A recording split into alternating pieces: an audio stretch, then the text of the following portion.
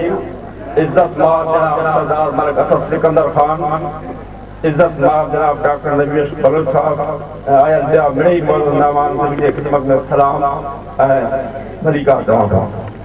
भाई मुझा या तमाम सुठी गाल है तो ATF महरान चैनल वारन अहम मौजू तालीम ते सेमिनार रखियो जेको कोस्तान जे सेमिनार जे नाले सां असांखे उम्मीद आहे त हीउ सेमिनार कोस्तान लाइ लाभाइतो साबित थींदो।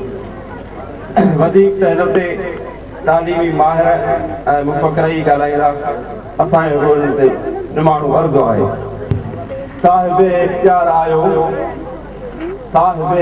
आयो तवजो ॾियो तालीम ते, वेठा सभई बीहार आयो तवजो ॾियो तालीम ते।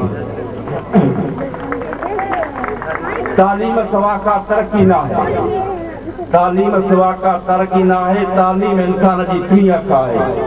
जे तरक्की लाइ तैयार आयो तो तवजो ॾियो तालीम ते। इक़रा बिस्म रब फरमायो, इक़रा बिस्म रब फरमायो, पहिरियों हुकुम पढ़ण जो आयो। जे क़ुर जा पैरोकार आयो तो तवजो ॾियो तालीम ते। साईं मुंहिंजा अगूननि इल्म जो आहे बेड़ो ॻोड़ियो, अगूननि इल्म जो आहे बेड़ो ॻोड़ियो, नओं को हाणे निज़ाम जोड़ियो। नए नस्ल जा सालार आयो तवजो ॾियो तालीम ते। कोहिस्तान में इल्म जो काल आहे, कोहिस्तान में इल्म जो काल आहे, हिते मास्टर मिलण बि महाल आहे।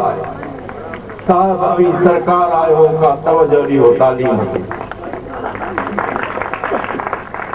माइटनि खे बि इहा आस आहे हाणे, माइटनि खे बि इहा आस आहे हाणे त औलाद पढ़ी को मर्तबो माणे। मालिक बि मुख़्तियार आयो को तवजो ॾियो तालीम ते। कोहिस्तानी जॾहिं ही नियाणियूं पढ़ंदियूं, कोहिस्तानी जॾहिं ही नियाणियूं पढ़ंदियूं त दिलि सां दुआऊं अव्हां खे ॾींदियूं। पाण पढ़ियल होशियार आयो तवजो ॾियो तालीम ते। कोहिस्तान अमन में गुलिस्तान आहे, कोहिस्तान अमन में गुलिस्तान आहे, पर इल्म में बिल्कुलु बयाबान आहे। अमन जा अलम बरदार आयो तवजो ॾियो। हीअं फरमायो प्यारे नबी पिण हीअं फरमायो त पींघे खां क़ब्र ताईं इल्म करायो। ज़मा सभई ज़िमेदार आयो तवजो ॾियो तालीम ते।